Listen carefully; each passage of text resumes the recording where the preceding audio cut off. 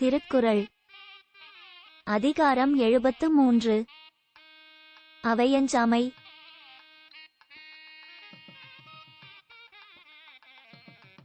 வகையறிந்து வல்லவை வாய்சோரார் சொல்லின் தொகையறிந்த தூய்மையவர். சொல்லின் வகைகளை அறிந்து மனத்தால் சுத்தமானவர்கள் கற்றவர் அவை, கல்லாதவர் அவை என அறிந்து பேசும்போது பயத்தால் சொல் குற்றப்படமாட்டார்கள்.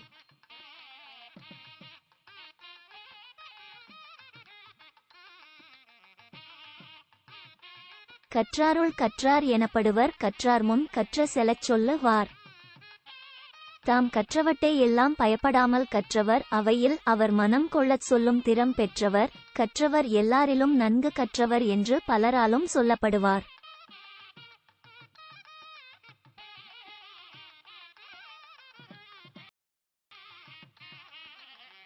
பகையகத்துச் சாவார் எளியர் அரியர் அவையகத்து அஞ்சாதவர். பகைவர்களுக்கிடையே பயப்படாமல் புகுந்து சாவோர் பலர் உண்டு, பேசுவோர் சிலரேயாவார்.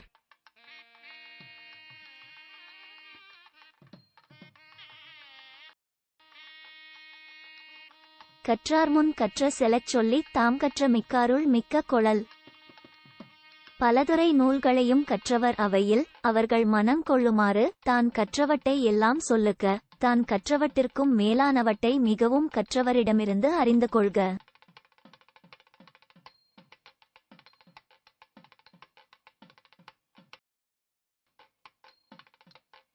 ஆற்றின் அளவறிந்து கற்க அவையஞ்சா மாற்றங் கொடுத்தற் பொருட்டு. பெரியோர் அவையில் பயப்படாமல் பதில் சொல்வதற்கு சொலிலக்கண வழியில் பலவகை பிரமாணங்களைச் சொல்லும் தர்க்க சாஸ்திரத்தை விரும்பி கற்றுக்கொள்க.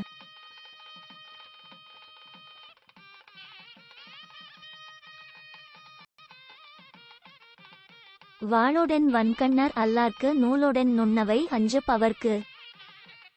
நெஞ்சுறுதி இல்லாதவர்க்கு வாளால் என்ன பயன்? அறிவுத்திறம் மிக்க அவை கண்டு பயப்படுபவர்க்கு தர்க்க சாஸ்திர நூலால் பயன் என்ன?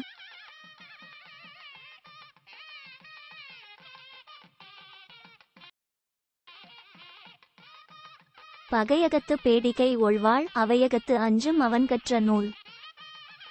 கற்றவர் கூடிய அவையில் பேச பயப்படுபவன் கற்ற நூல். பகை முன்னே நடுங்கும் பேடியின் கையில் இருக்கும் வாளுக்கு சமம்.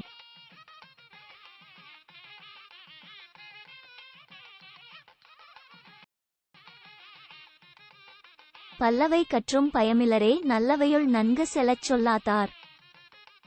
நல்லனவட்டை நல்லவர் கூடிய அவையில் அவர் மனம் கொள்ளச் சொல்ல தெரியாதவர். பலதுறை நூல்களை கற்றிருந்தாலும் உலகிற்கு பயன்படாதவரே.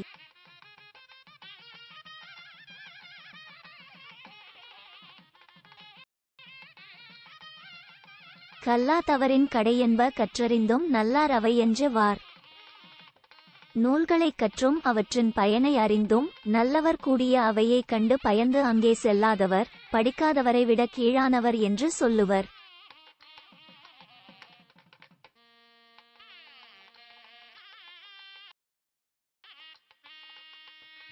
உளரெனினும் இல்லாரோடு ஒப்பர் களனஞ்சி கற்ற செலச் சொல்லாதார். அவையை பார்த்து பயந்து படித்தவட்டை அவைக்கு ஏற்பச் சொல்ல தெரியாதவர் வாழ்ந்தாலும் வாழாதவர்க்கு சமமே.